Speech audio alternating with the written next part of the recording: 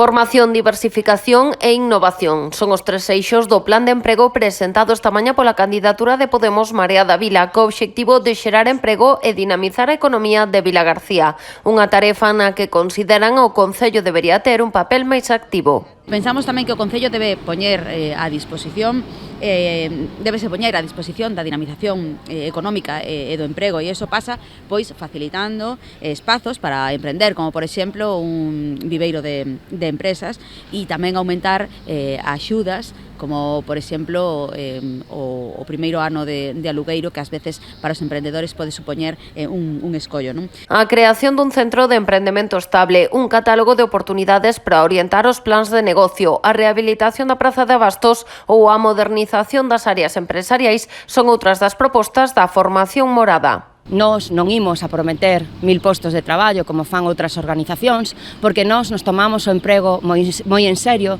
tal e como estamos demostrando dende o Goberno do Estado con Yolanda Díaz. A candidata María de la O Fernández fixo referencia tamén aos obradoiros de emprego do Concello. A alcaldable apostou por reformulalos para que se convirtan nun verdadeiro instrumento que facilite a incorporación das persoas a novos postos de traballo. Eso pasa pola diversificación.